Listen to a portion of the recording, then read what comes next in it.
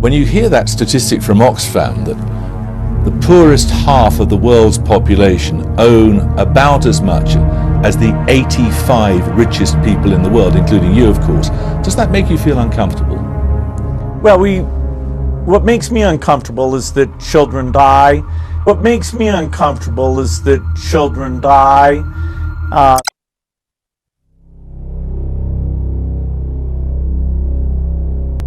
Right? And if they were to cut down on their consumption on meat, then they would, it would actually really help the planet.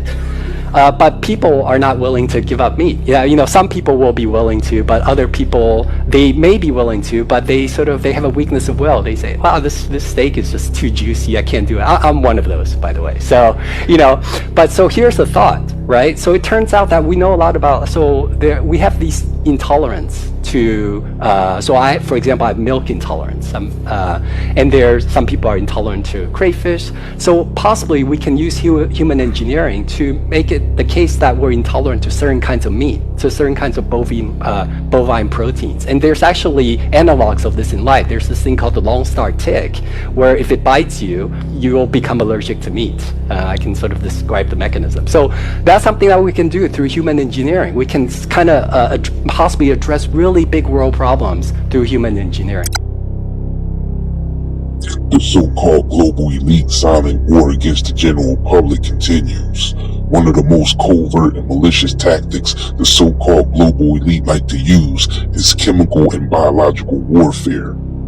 Poisoning and genetically modifying our food supply is a perfect example of this. Programs are being created where they integrate experimental mRNA vaccines into our food supply without our consent, as well as genetically modifying superbugs that make us allergic to certain foods.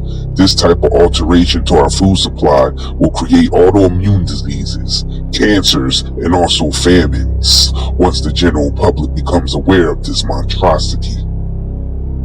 Give me an example of a food that's a vaccine. You recognize? Yes, sir. University of California, Riverside has already perfected the ability to put human vaccines into our lettuce right now. Also tomatoes has the ability to do that also for UC Berkeley. And then Big Tobacco, RJ Reynolds and stuff has perfected the ability to put a human vaccine into tobacco products.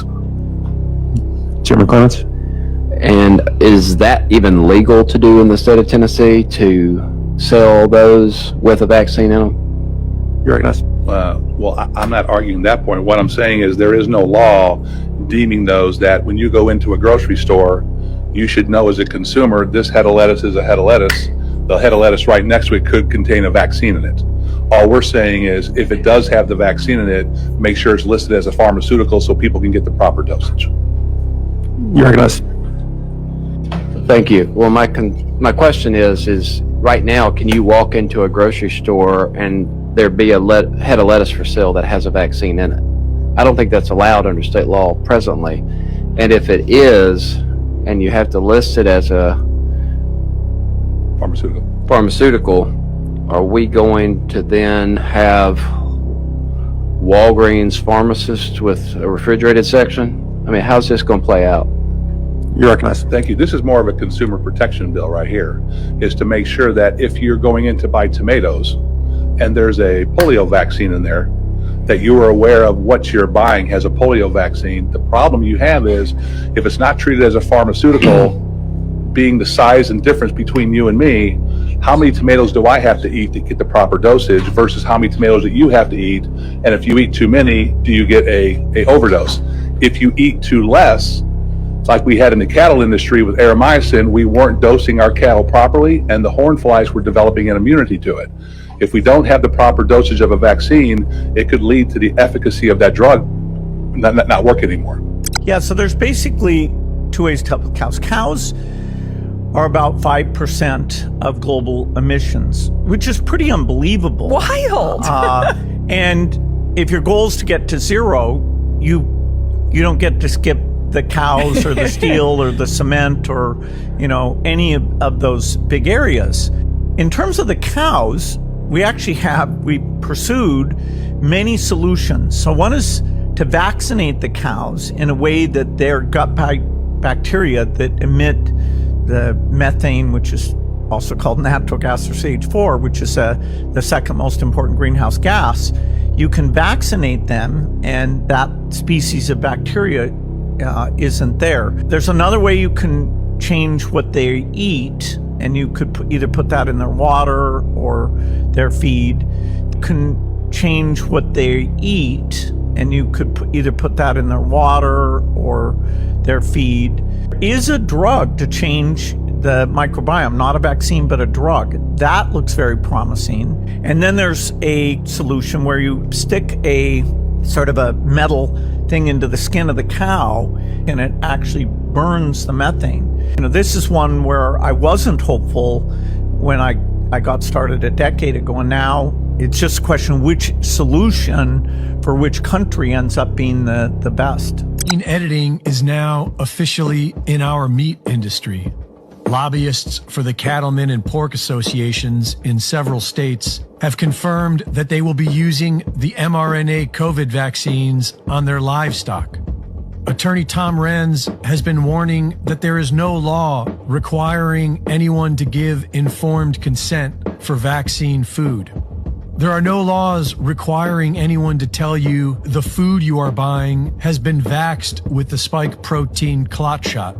The UK recently passed into law the Genetic Technology Precision Breeding Bill.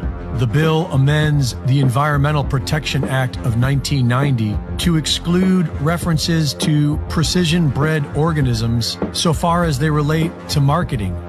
Precision-bred organism is another term for gene-edited. So now in the UK, food that's been gene-edited can be legally marketed as non-GMO. And if this UK gene-edited meat makes its way to America, it can be labeled non-GMO here as well. And so long as it's butchered in America, it can be labeled product of USA. The fake alternative meat being pushed by Bill Gates and others is made of immortal cell lines. The U.S. government alone spends billions of dollars a year on gains-of-functions research, where they create superbugs and viruses that always makes itself into the population. A clear example of that are COVID and HIV. Based on the actions of the establishment during the COVID lockdowns, proved we have been under a scientific dictatorship, where the government and state-owned doctors and scientists tell you what's healthy, even if it kills you. Dr. Fauci, as you are aware, it is a crime to lie to Congress. Section 1001 of the U.S. Criminal Code creates a felony and a 5-year penalty for lying to Congress. This research matches, these are Dr. Ebright's words, this research matches, indeed epitomizes, the definition of gain-of-function research, done entirely in Wuhan.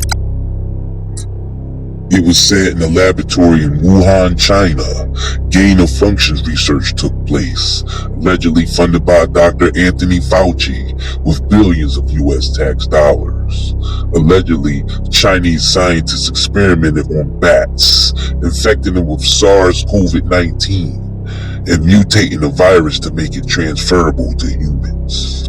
And somehow, the bats slipped out of the lab, causing the 2019 COVID pandemic, for which there was supposed to be a federal pause. Dr. Fauci, knowing that it is a crime to lie to Congress, do you wish to retract your statement of May 11th where you claimed that the NIH never funded gain-of-function research in Wuhan? Your microphone. Senator Paul, I have never lied before the Congress, and I do not retract that statement. This paper that you are referring to was judged by qualified staff up and down the chain as not being gain of function. So let me finish. You take an animal virus and you increase its transmissibility to humans, right. You're saying that's not gain of function? Yeah, that is correct. And Senator Paul, you do not know what you are talking about, quite frankly. And I want to say that officially. You do not know what you are talking about. How you can say that is not gain of function? It is not. It's a dance, and you're dancing around this because you're trying to obscure responsibility for 4 million people dying around the world from a pandemic. If the point that you are making is that the grant that was funded as a sub-award from EcoHealth to Wuhan created SARS-CoV-2. That's where you are getting. Let me finish. We don't know. Well, we don't wait know a minute. If it I did come can- from the lab, but all the evidence is pointing that it came from the lab, and there will be responsibility for those who funded the lab, including yourself. I totally This committee resent. will allow the witness to I respond. totally resent the lie that you are now propagating, Senator. Those viruses are molecularly impossible No one's to saying result they are. No in one's saying those viruses are SARS-CoV-2. pandemic. Senator Paul, We're saying they are gain-of-function viruses because they were They're not. animal viruses that became more transmissible in human, and you funded it. And You won't you admit the truth. and you Senator implying Paul, your time has expired, and I will allow witnesses who come before this committee to respond. you are implying that what we did was responsible for the deaths of individual. I totally resent could that. have And if been. anybody And it is could have been. lying here, Senator, it is you. This wasn't the only time. Your desire to take down those who disagree with you didn't stop with Harvard, Oxford, and Stanford. You conspired with Peter Daszak, who you communicated with privately, and other members of the scientific community that wrote opinion pieces for Nature. 5 of them signed a paper for Nature, an opinion piece. 17 signed a paper that called it conspiracy theory, the idea that the virus could have originated in the lab. Do you think words like conspiracy theory should be in a scientific paper? Senator, I never used that word when I was referring to it. You're distorting virtually everything. Did you communicate with the 5 scientists who wrote the opinion piece in Nature where they were describing, there's no way this could have come That was from the not lab? me. What I Did you talk with any of those See, scientists but privately? you keep distorting you? the truth. It is Did you stunning talk, how did you do talk that. to any of the scientists privately Yes. who wrote the opinion? You did. Well- what were they telling you privately? Well, let me explain. You know, you're going back to that original discussion when I brought together a group of people to look at every possibility with an open mind. So not only are you distorting it, you are completely turning it around, as Were most you of the usually scientists do. that came to you privately, did they come to you privately and say, no way this came from the lab? Or was their initial impression, Dr. Gary and others that were involved, was their initial impression actually that it looked very suspicious for a virus that came from a lab? Senator, we are here at a committee to look at a virus now that has killed almost 900,000 people. And the purpose of the committee was to try and get things out how we can help to get the American public. And you keep coming back to personal attacks on me that have absolutely no relevance to reality. Do you think anybody has had more influence over let our me response to finish. this than you have? Do you think Madam it's a great Chair, can I- success? Do you think it's a great success what's happened so far? Do you think You- the you have lockdowns said- were good for our kids? Do you think we slowed down the death rate? More people have died now under President Biden than did under President Trump. You are the one responsible. You are the architect. You are the lead architect for the response from the government, and now 800,000 people have died. Right. So you think it's a winning success what you've advocated for government? Senator, first of all, if you look at everything that I said, you accuse me of in a monolithic way telling people what they need to do. Everything that I've said has been in support of the CDC guidelines. Wear a mask, get boosted. And you've advocated to make it coercive and Take a done look through at force, and everything you've that I've advocated that it said. be done by mandate. But You've advocated that your infallible opinion be dictated by law. Right. So again, Madam Chair, I would like just a couple of minutes because this happens all the time. You personally attack me, and with absolutely not a shred of evidence of anything you say. So I would like to make something clear to the committee.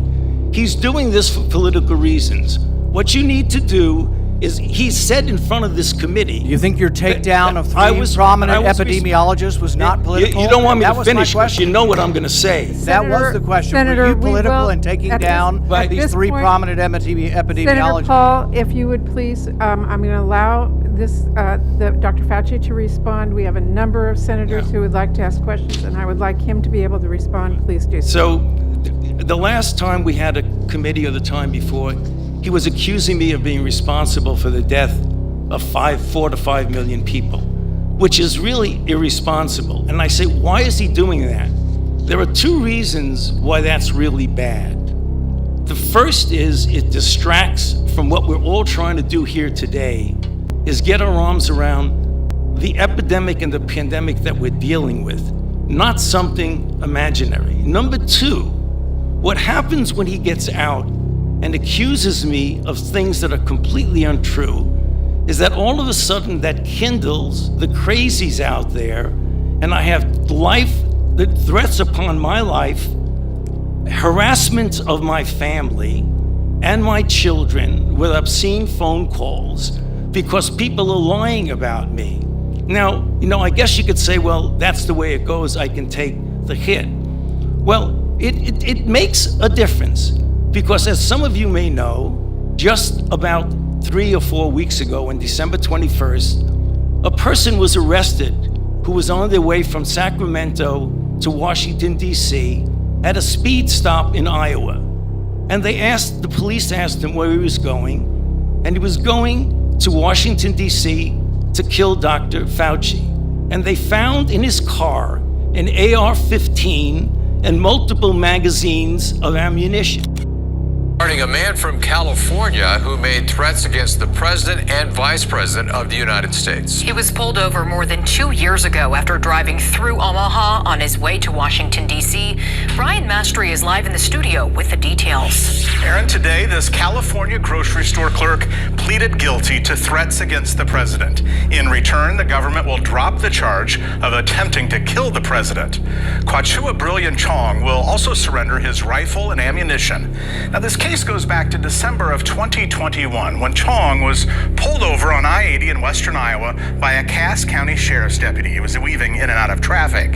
Investigators say he had the White House address on his GPS, cash set aside in his vehicle, earmarked for his own funeral expenses. When asked if he had a hotel in D.C., Chong allegedly told them that getting a hotel would not be necessary. In court documents, the defendant also is alleged to have told deputies that upon his arrival in D.C., he intended to kill President Biden and Vice President Kamala Harris. Investigators said his hit list was based on downloaded videos of these individuals on TikTok. He had more than 100 videos featuring Bill Clinton, Barack Obama, Dr. Anthony Fauci, Mark Zuckerberg. He also told investigators that nothing but this traffic stop would stop him. Besides the rifle and ammo, there was body armor in his car and a grappling hook he said he intended to use to get over the perimeter fence to get access to the White House. Okay, what happens now? There'll be a pre-sentence investigation, which takes weeks, if not longer, and a recommendation from the government about how much federal prison time he should serve.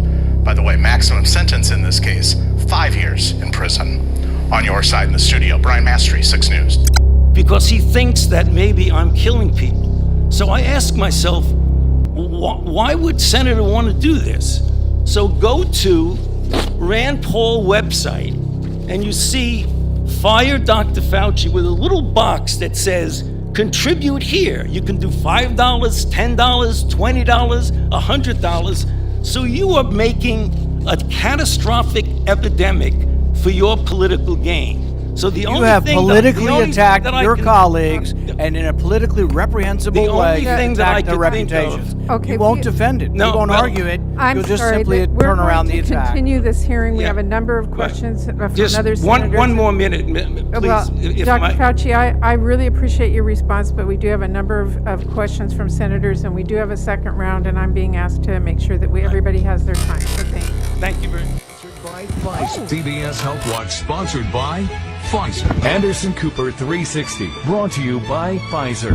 Brought to you by Pfizer. Making a difference. Brought to you by Pfizer. CNN Tonight, brought to you by Pfizer. Brought to you by Pfizer. Brought to you by Pfizer. And now a CBS Sports Update, brought to you by Pfizer. This portion of CBS This Morning, sponsored by Pfizer. Brought to you by Pfizer. Brought to you by Pfizer. CNN Tonight, on how to find the hidden sugars in the American family diet. Sponsored by Pfizer.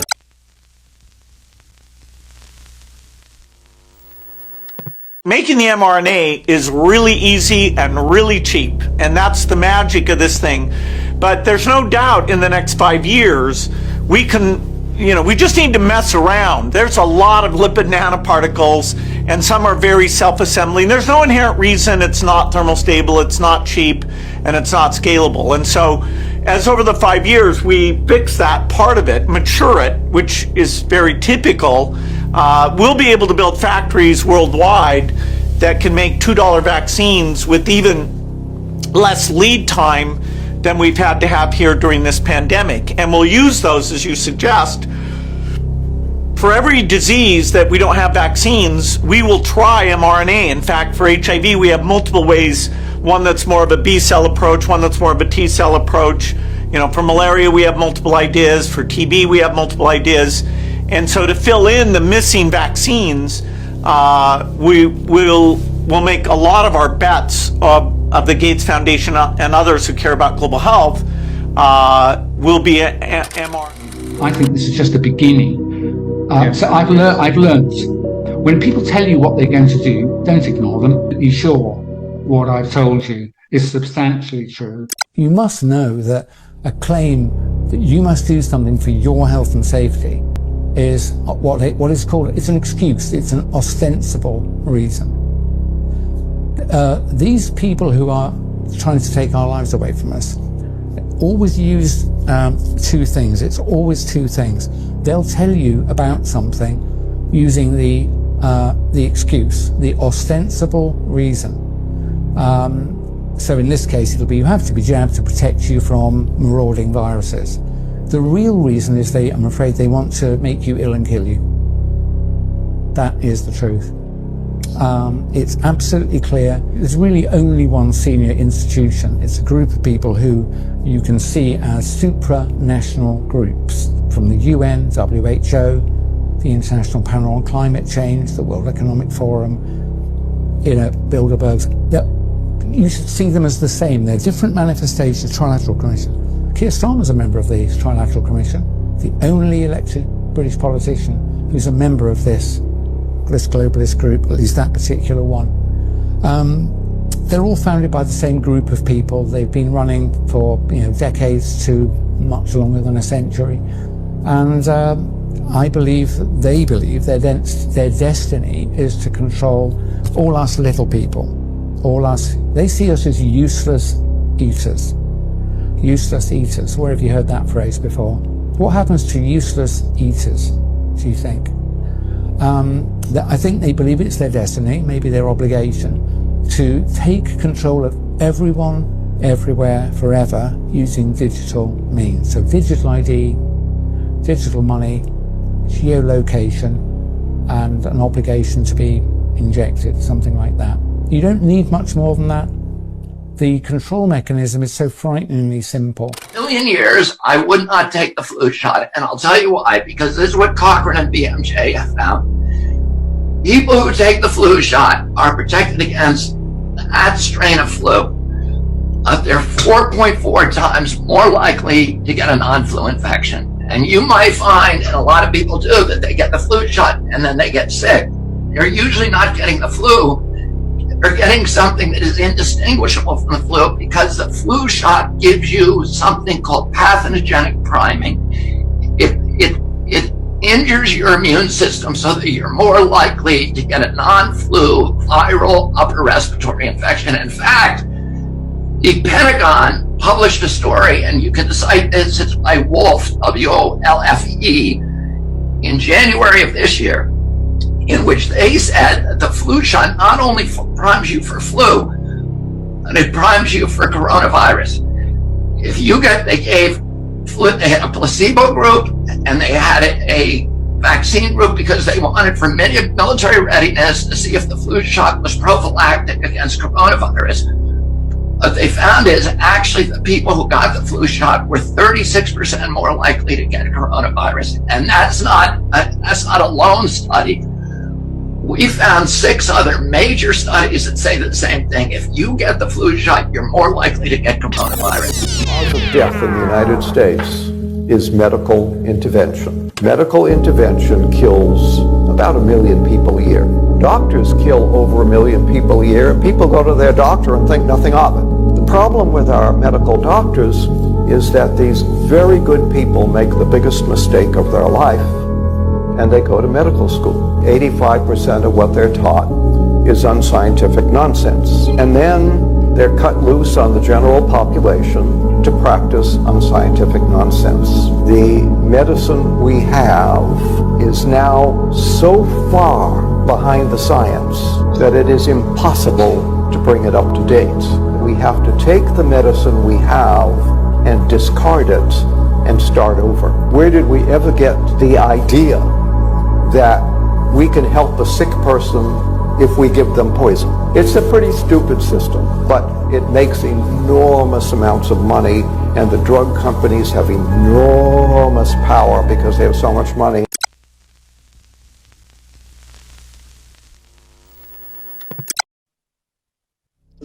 As you can see, this scientific dictatorship controlled government is out of control. But it's up to the people to change this morbid nightmare and stop supporting this wicked establishment. There's simply no one to turn to but yourselves. There's no one to vote for, no one to lead you who are not on the take. There's no Republicans or Democrats who will be your hero. They're all compromised. Every institution and every organization, from the WHO to the UN to the WEF and the IMF, all were designed for global domination and the enslavement of humanity through technology, mass mind control, and social engineering. Everybody will be safe if not everybody is vaccinated. Are you vaccinated, if I Yes. may ask? Yeah, I mean, I'm very pro-vaccination. I believe the science is unequivocal. Can you imagine that in 10 years when we are sitting here, we have an implant in our brains, and I can immediately feel, because you all will have implants. Basically implanted in your skull. So, but it would be flush with your skull. So you basically take out a chunk of skull, put the Neuralink device in there. You put the electrode, you'd insert the electrode threads very carefully into the brain. It doesn't change what you are doing. It changes you if you take a genetic editing. It's a fusion of the physical, the digital, and the biological world. A merger with biological intelligence and machine intelligence. An effort for man to merge with machine in a healthy way. Yes. To beat machines, you basically have to merge with machines. Most likely, yes. As work is changing, is a universal basic income really a solution to this problem? And I think some kind of a universal basic income is going to be necessary. Decarbonization of the economy. If you haven't already, please subscribe to the channel and like and share this video. Also click the notification bell to be notified when we publish a new video. And while you're at it, check out our nightandayherbal.com shop, where you can purchase organic CBD products such as gummies, pre-rolls, vapes, and cigarettes. We also carry natural soaps and body oils and homemade chemical-free herbal hair care and skincare products, as well as detoxes and wildly grown organic sea moss. Again, that's nightandayherbals.com. That is nightandayherbals.com. The link will be placed in the description box below this video. Thank you kindly, and keep fighting the good fight. If you crave nature but still shop online, Night and Day Herbals is your dream come true. Discover premium herbal soaps, shampoos, and CBD products. All organic, all for you. Shop now at nightandayherbals.com.